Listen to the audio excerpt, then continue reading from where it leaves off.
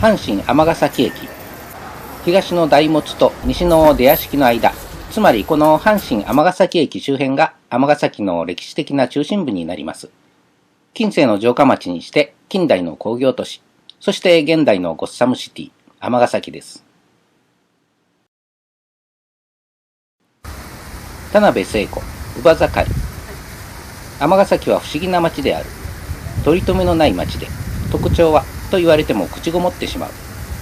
南の浜側は工業地帯、北部は農地と住宅地、大阪と神戸の間の通過都市。私の漢字で言うと、尼崎も大阪言語圏のうちで、向こう側を越して西宮市に入ると神戸弁になる。尼崎が特徴のない町なら、日本に特徴のある町なんてほとんどないんじゃないか、という気もしますが、とりあえず田辺さんがいた終戦直後はそうだったということでしょうか。阪神電車の踏切がひっきりなしになって、そこから東へかけ、闇市上がりの商店街が雲の巣のように四通発達。三和に行ったら何でも揃う。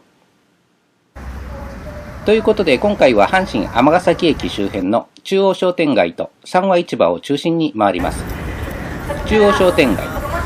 この商店街自体は戦後すぐにできたものですが、ルーツは江戸時代以前の本町通り商店街にあります。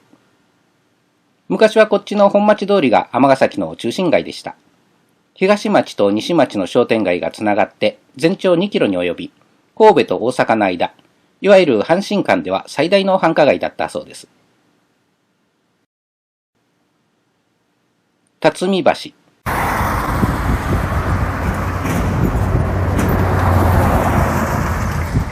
あっちに渡ると大阪で、こっちが西宮、神戸方面です。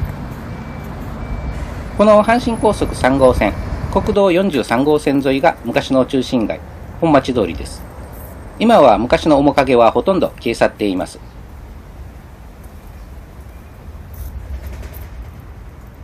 鎌倉、室町の時代から戦前までずっと栄えていたようです。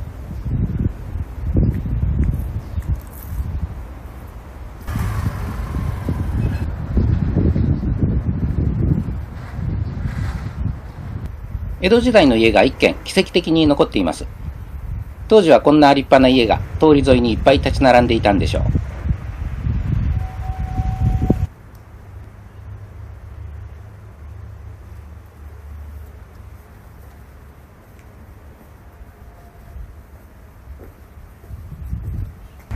これは旧尼崎紡績本社事務所。現在のユニチカです。明治23年の建築。幕末から明治初期の寂れた城下町が近代の工業都市に飛躍する最初の一歩でしょう。本町ビル。大正12年築。旧尼崎共立銀行です。尼崎信用金庫記念館。こっちも立派なレンガ造りの近代建築です。明治30年代の築。大正10年に旧尼崎信用組合の本社事務所になりました。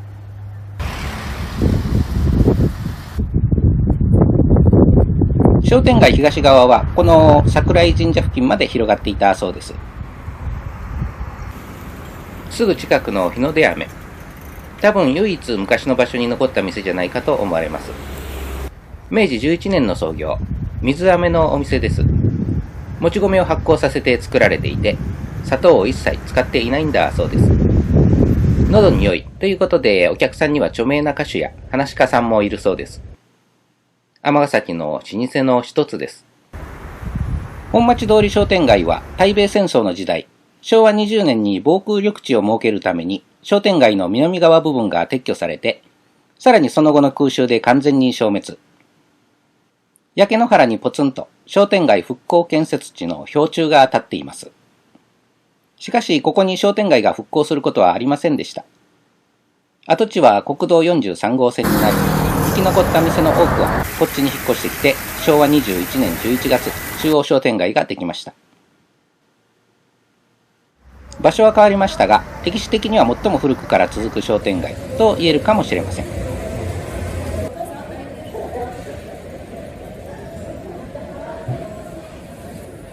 喫茶パパ。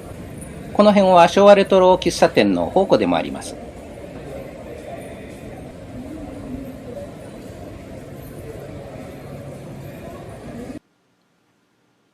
1964年、昭和39年の3番街。砂防日輪と向かいの時計宝石の大島が現存しています。日輪、現代のカフェには絶対出せない趣があります。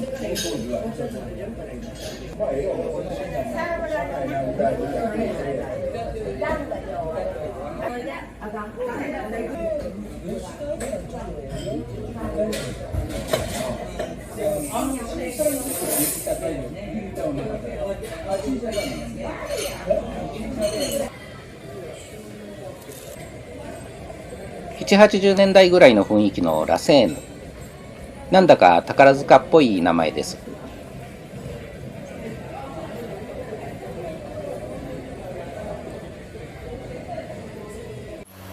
ジャワ。こっちは神戸の北の坂あたりにありそうなレトロ西洋風の佇まいです。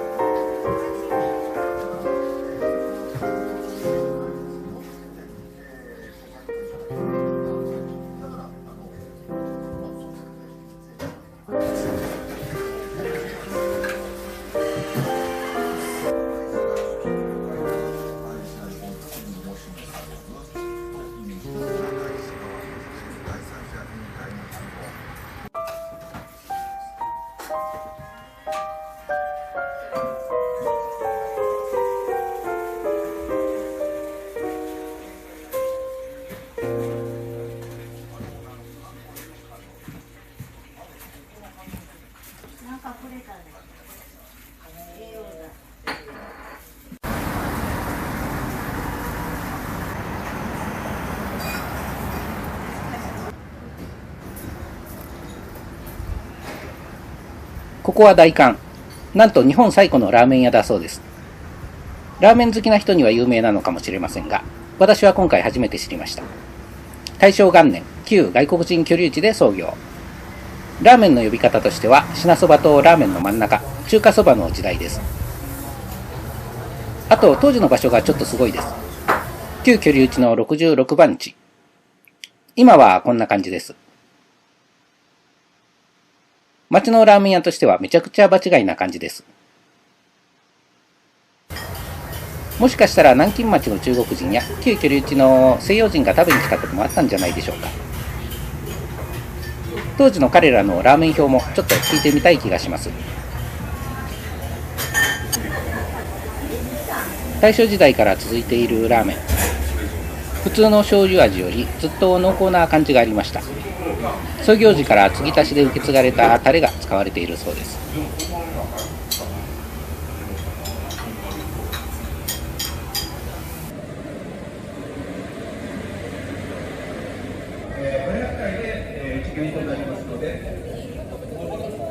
お早めに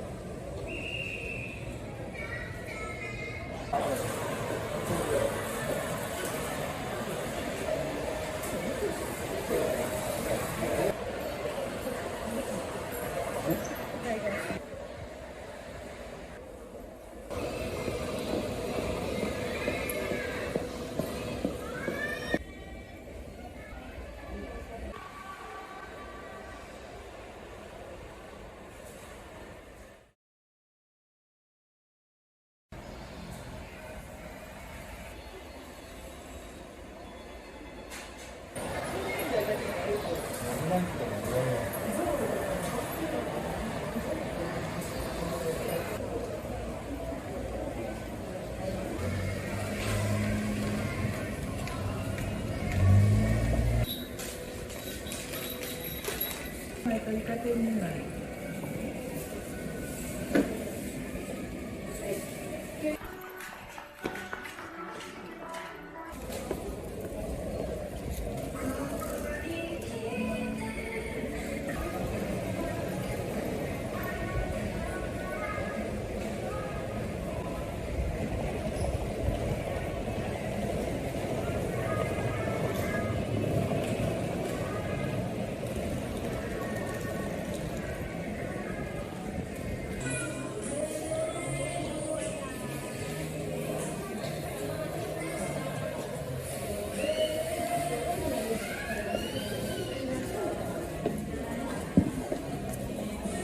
シャンティ神田、元神田市場、昭和28年設立。今はスーパーマーケット形式になっています。右は戦後すぐの昭和22年設立の内数市場。最近潰れてしまったようです。この南北の通りが三和本通り商店街。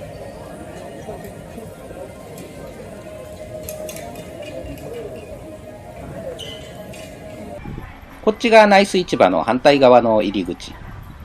こっちはギリギリ生き残っています。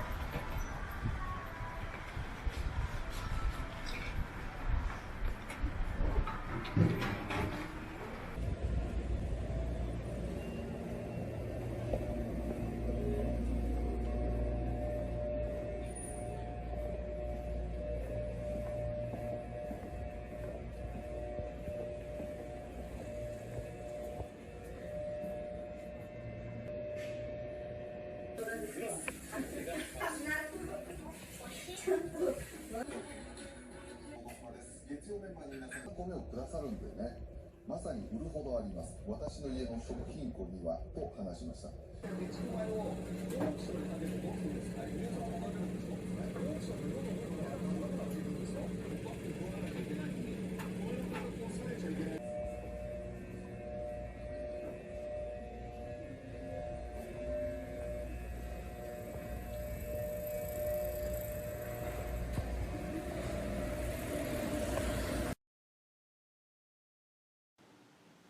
昭和39年三和本通り。三和書房と向かいの果物屋もなくなったようです。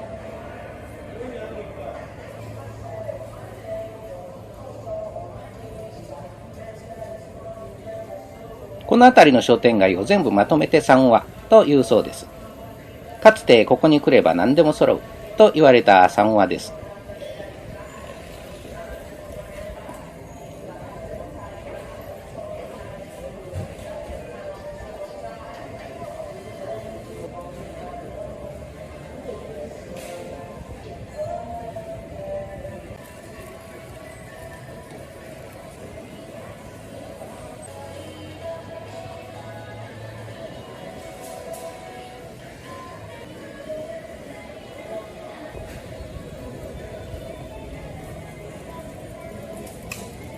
ここから西が三和西町商店街。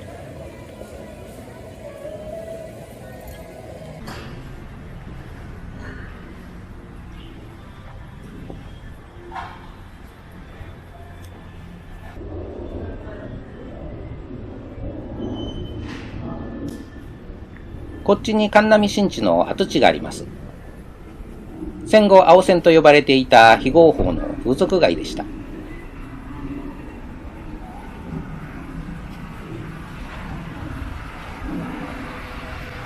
1950年頃から割と最近の2021年まで存在していたようです。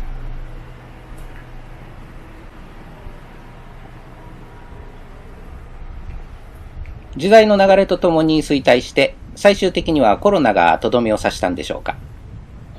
これらの建物ももうすぐ取り壊されるようです。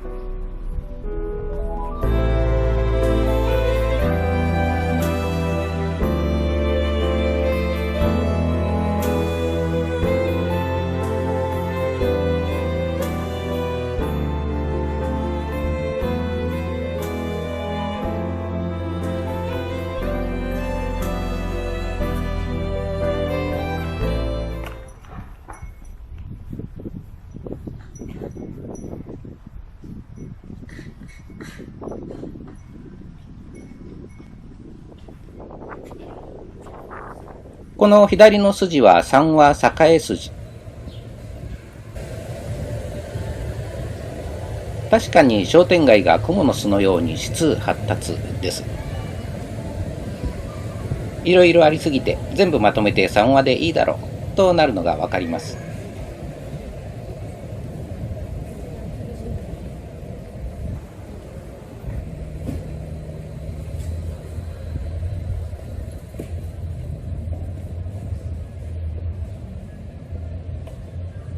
三和市場。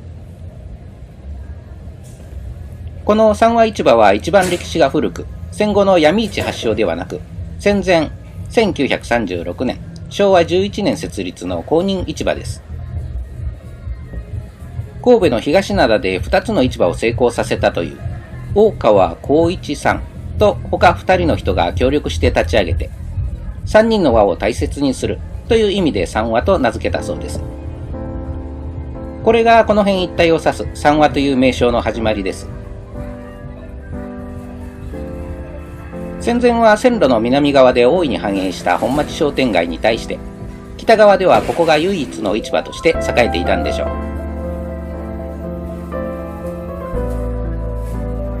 その後、対米戦争でこの三和市場も南の本町通り商店街も一旦壊滅して闇市の時代になります。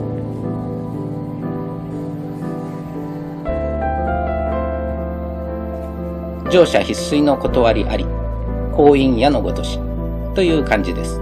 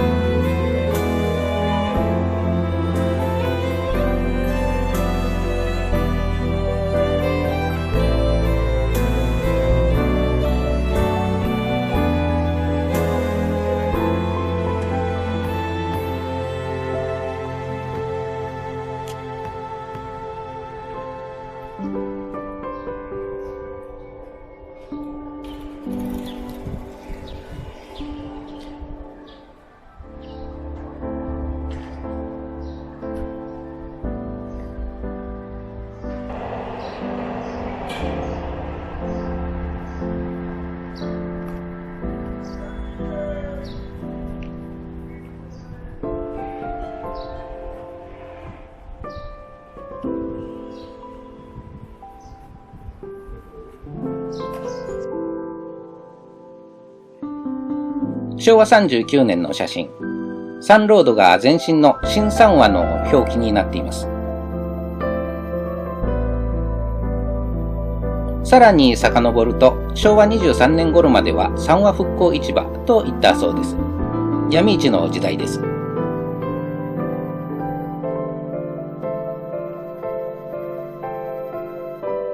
終戦後はまず阪神本線から北の方へ、三和通りの空き地などで闇市ができて、えらい賑やかになりました。誰でも商売がしたいと思えば、売るものさえあれば、地面に敷物を敷いたり、台を置いたりし、売り始めました。私は小さい弟の森をしながら毎日のように闇市を見に行きました。手作りの団子やパンや餅、それに何の肉かもわからない怪しげな肉を測って売っています。あれは敵屋というのか、矢に威張った顔役みたいな男が毎日2、3人で闇市を回って、馬銭というのか、諸場代というのか、お金を集めていました。この威張った顔役たちというのは、高木組という地元のヤクザのことです。闇市にはヤクザがつきものですが、当時は元行員や引き上げ者、在日朝鮮人などの間で争いが絶えず、高木組がそれらを抑える役割を果たしていたそうで、現在ではヤクザ、すなわち反社会勢力という感じですが、当時は混沌とした社会情勢の中で、ヤクザも善悪合わせ持ったごったにな感じだったようです。闇市は昭和21年の終わりに三和復興市場となりました。南部再生2016年8月号、伝説の闇市によると、高木組がバラックを100戸建設分譲して三和復興市場と名付けたとあります。真偽不明ですが、地元の方の話では、高木組なんて何もしてなくて池田誠一がやったんやとのことです。池田誠一さんはここで鮮魚店をしていた人です。笹川良一さんや原健三郎さんと兄弟分で、当時はブイブイ言わせていて、市の道路の上に勝手に商店街を作って分譲したんだという話もあります。図説尼崎の歴史によると以下の通りです。バラック建ての市場は池田の店を中心に果物屋、昆布屋、雑貨屋、飯屋、寿司屋など100軒近い店がひしめき合い、木組みのアーケードも作られました。市場の周りにも露店が増え、ことに現場北野町を流れるドブ川の上には板を渡して米、雑穀などの食料品や日用雑貨、古着などを広げる店がひしめき合っていました。商人といっても繊細で焼け出された人など素人がほとんどで、丹波や笹山あたりまで買い出しに行く人や、闇物資のブローカーから買い入れる人など、仕入れ方法も様々でした。統制経済下にあった当時、生鮮食料品は手に入りにくく、鮮魚の配給も尼崎にその割り当てが来ることはほとんどありません。そんな中、池田は仲間と共に四国や明石などで魚を買い付け、夜中に中在家や東浜から陸揚げして小売業者に売りさばきました。市内はもちろん、阪神間各地、遠くは京都からも買い手が集まってきたといいます。その繁盛ぶりは当時を知る人々の語り草となっていて、公務員の初任給が数千円だった昭和23、4年頃、池田の店の売り上げは1日10万円を下らなかったという証言さえあります。また彼は警察や高木組などともうまく折り合いをつけ、界隈で大きな力を持つようになっていきました。とのことです。この右側が池田さんの鮮魚店、左が高木組の事務所だったそうです。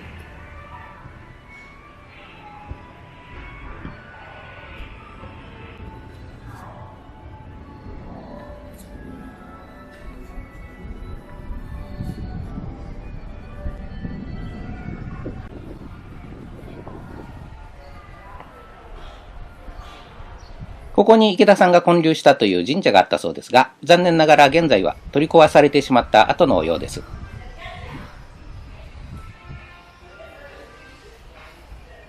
この辺もだんだんと普通の住宅街になっていくんでしょ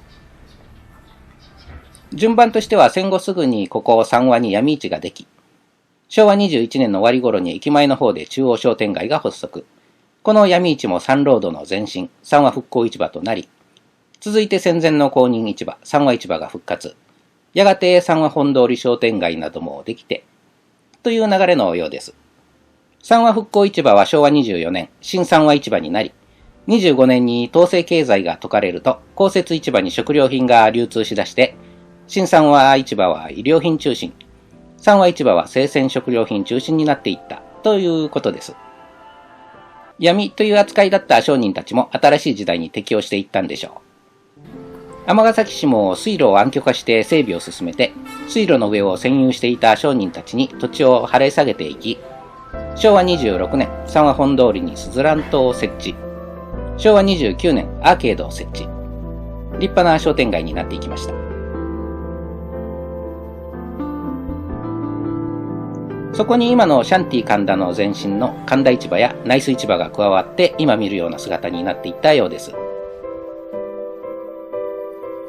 というか今見ているのは残念ながらその後迎えたであろう全盛期を過ぎた後のお姿です。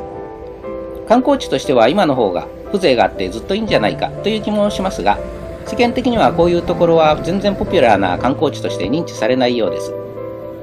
新しくはなく、古さも一般的な人の感覚ではまだレトロというほど熟成されていないということなんでしょうか。とりあえず今のところは感度の高いレトロ商店街愛好家の聖地といった感じでしょうか。